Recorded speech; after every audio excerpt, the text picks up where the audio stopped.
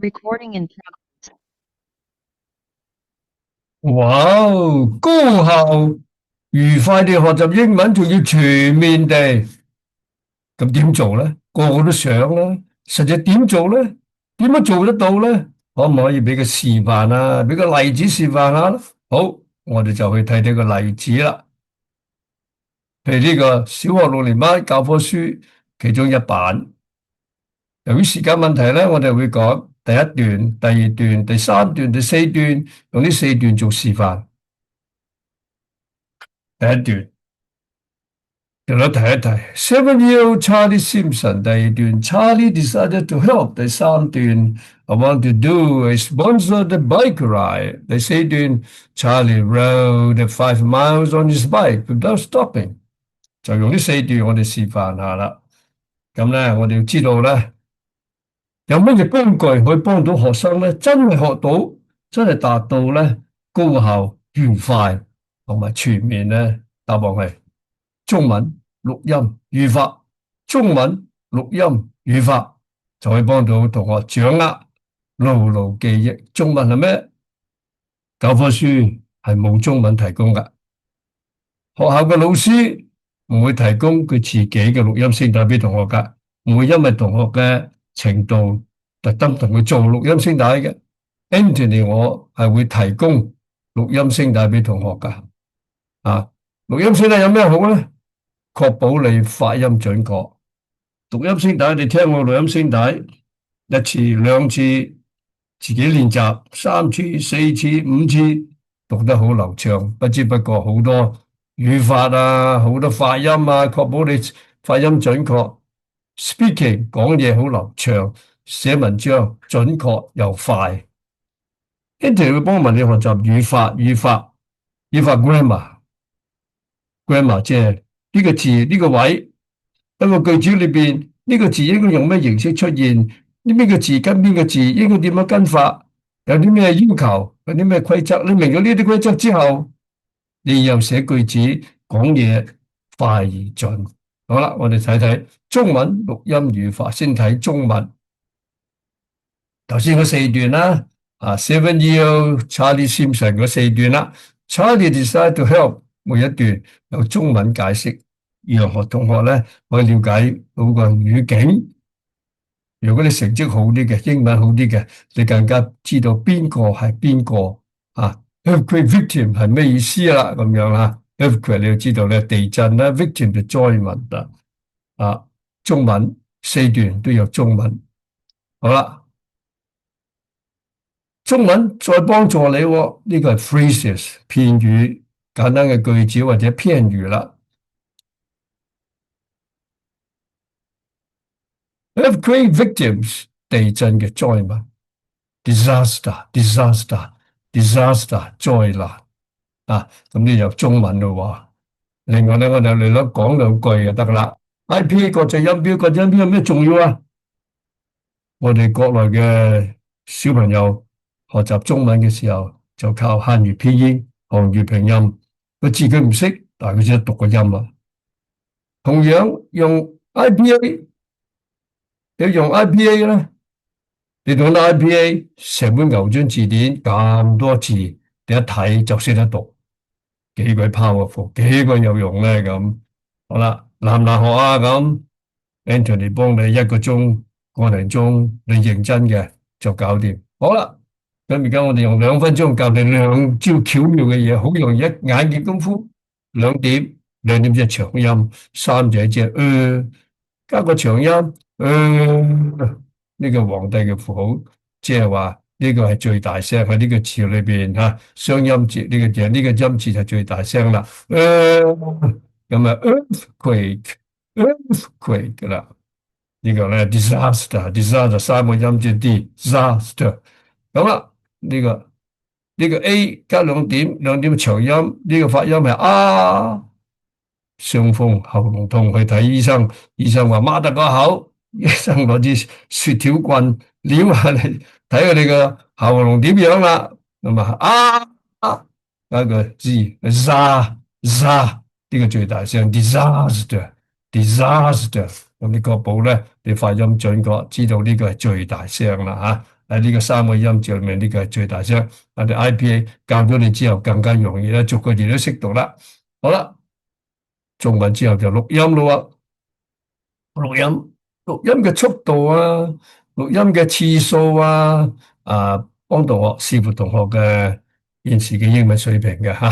譬如我哋試下咯喎，7-year-old Charlie，7-year-old Charlie。has raised more than 200,000 pounds, has raised more than 200,000 pounds to help earthquake victims.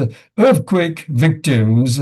He decided to help after learning about the disaster. After learning about the disaster 啦，咁錄音先第一早就俾同學一路聽一路聽一路跟住讀一路跟住讀。咁啊，好快學到啦！呢班人好唔好讀咧？係咪 Anthony 好中意讀出聲，好中意錄音，由細個都係咁樣啦。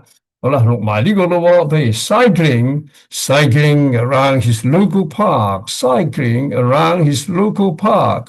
They posted TD 讀 T，they posted the plan on the internet，你見到咧呢個皇帝喎嚇，internet。最大聲就 in 啦，呢個皇帝嘅位置啦 ，internet 啦。With a simple message from Charlie，with a simple message from Charlie to do a sponsor the bike ride，to do a sponsor the bike ride 啦。Loads of people have lost their lives，have lost their lives。呢個字發音係 live 做名詞喎，their lives 就冇讀到 he lives in Hong Kong 啊，呢個唔係。嗰個係動詞，呢個咧係名詞啦。Lost their lives 啦 ，ride、rode、ridden。好啦，錄音除咗片語錄音，句子都錄音俾同學㗎。咁同學咧可以發音準確啦，同埋讀得流暢啦。好啦，我哋又睇睇啦，呢個咧 7-year-old Charlie Simpson's charity bike ride has now raised more than 200,000 pounds to help earthquake victims in Haiti. Earthquake victims in Haiti. Charlie decided to help after learning about the disaster on the TV news. He hoped to make 500 pounds by cycling around his local park with his dad. His parents posted the plan on the internet with a simple message from Charlie. 第三段咯喎 I want to do a sponsor the bike ride for Haiti because there was a big earthquake and loads of people have lost their lives I want to make some money to buy food, water, and tents for everyone in Haiti. For everyone，留意呢個係 everyone 就唔係 everyone，係 everyone 呢個黐寫連續寫埋一齊嘅。第四段啦 Charlie rode 5 miles on his bike without stopping, and 24 hours later, he had an astonishing 160,000 pounds, and the money has kept coming. 錄音聲帶，除咗錄音聲帶，我哋第三招就語法咯喎。語法係幫助同學知道呢個應該點樣寫法嘅，有啲咩規則。咁語法我哋有4版，你譬如呢度咧，我哋有個 gap filling exercise，冚唪唥都係語法幫助同學領略到睇到句子裏邊有啲咩 grammar 重要嘅語法咁樣係嘛？咁我呢個係答案咯喎。有答案啦，我哋可以 illustrate 咧。示範下咧，可以學到咩嘢喎嚇？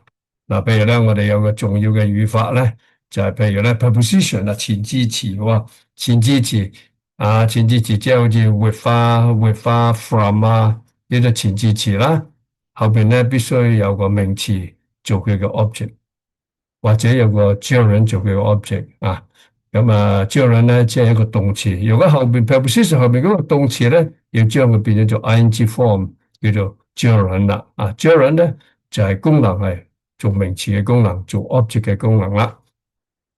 好啦，咁我哋睇睇咧，譬如 preposition 咯，主要人咯，after Charlie decided to help after learning about the disaster. After learning about the disaster 呢個 after 喺呢度咧就係做 preposition 嘅功能啊。After learning，所以後邊咧有個主要人做佢個 object 啦。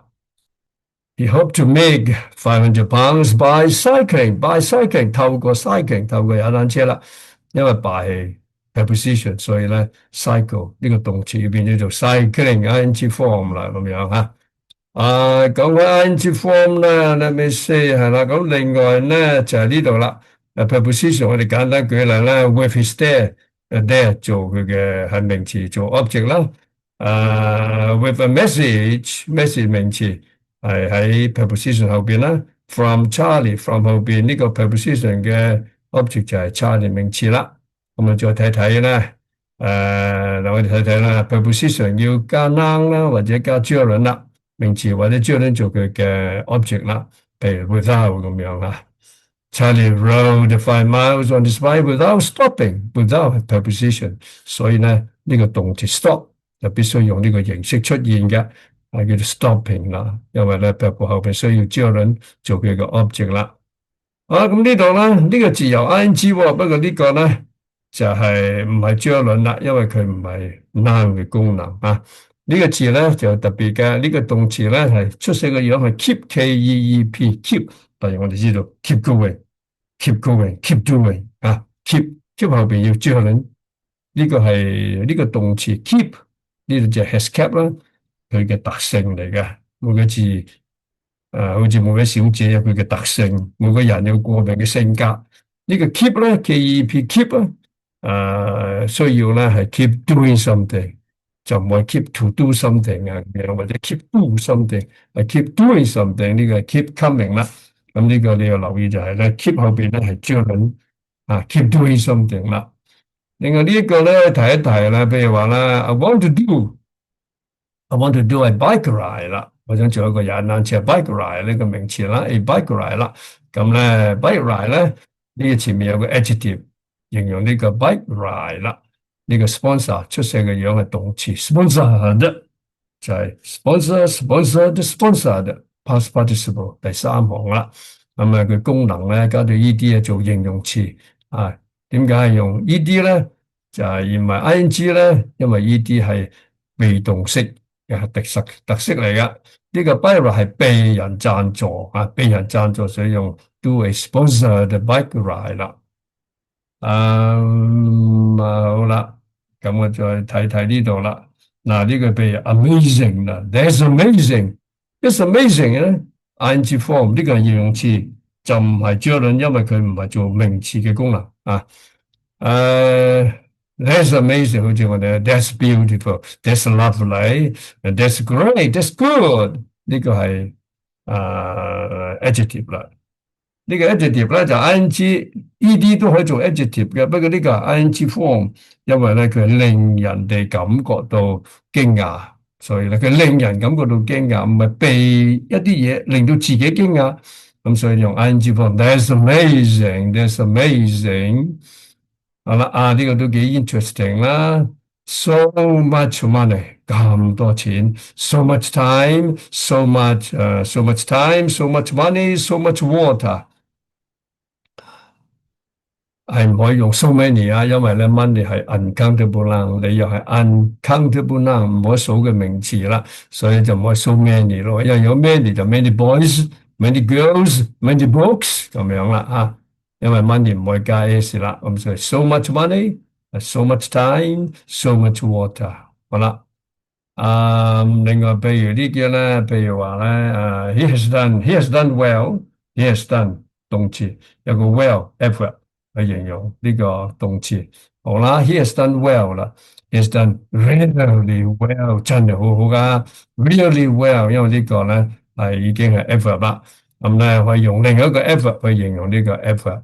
所以呢個咧必須係 effort，唔可以用 adjective，呢個係 adjective。He has done really well，例如咧 ，he has done extremely well，he has done very well，very，extremely，really 都係一樣啦，都係 effort 去形容呢個 well 本身都係 adverb 啦。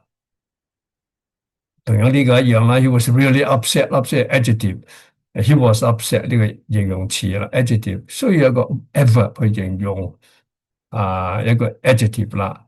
he was upset，he was really upset 啦。咁呢啲句式嚟嘅喎，呢啲咧就重要嘅語法就好簡單嘅。啊，he was upset adjective 必須有個 adverb 去形容佢啦，即係形容 adjective 嘅必須係一個 adverb 啦。呢個形容 adverb 咧，亦都係另外一個 adverb 去形容另外一個 adverb 啦。好啦，咁頭先我哋講過歸納下咧，喺語法方面咧，grammar 方面咧，我哋識得動詞咧必須用適當嘅形式，the correct form，考試時候都用 correct form，適當嘅形式嚇，適當嘅形式咧，正確嘅形式咧，表達呢個動詞啊，例如受到 tense 嘅影響啦，幾時用 gerund 啦，幾時用 infinitive 啦，I want to go，I hope to go，係嘛？咁啊 to 嗰啲啦。另外咧就係 amazing 啊，sponsored 咁樣啦，ing form 做形容詞啦，preposition 知道幾時用 at，幾時用 in，幾時用 with 咁之後你要熟習咯喎。頭先我哋知道咧，某啲地方用 ever 啦，really good，really well 啦，咁樣really upset 用 ever 啦，幾時用 adjective，幾時用 noun 嗰啲叫統稱叫做 parts of speech 邊一個詞性，邊個詞類啦。我頭先講過啦，so much money，so much money，so much time，so much water 啦。咁你哋 grammar 語法點樣記啊？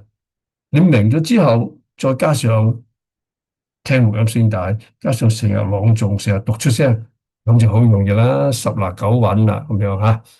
中文錄音語法，中文錄音語法，哇！呢啲資料，呢啲教材，補習前、上課前7日就發俾同學，透過 WhatsApp 發俾同學，同學可以預先做好充分準備，咁上堂事半功倍啦。通常咧，小學生嚟講咧，媽咪都會喺個 WhatsApp group 裏邊嘅，或者爹哋啊中意都可以加埋落去嘅。Anthony 好公開嘅，即係等爹哋媽咪都知道 Anthony 教啲咩嘢。Anthony 嘅補習嘅教材有料冇料，錄音發音好唔好，準唔準確？好多家長都係翻工嘅，好多家長都係大學生，好多家長都係用英文工作嘅。佢知道 Anthony 有料冇料，可以有錄音聲帶發出俾同學，父母都知，佢都可以轉達俾其他同學，俾其他嘅家長噶。冇料嘅唔敢錄音嘅呢啲係信心嘅表現，有料嘅表現。好啦，咁祝各位同學咧學習成功。靠個中文錄音語法，中文錄音語法就容易掌握，牢牢記憶，會記得到噶啦咁又可以咧全面高效愉快地學習英文 ，learning English comprehensively, effectively and cheerfully。祝願大家讀英文好開心，係一種享受嚟嘅。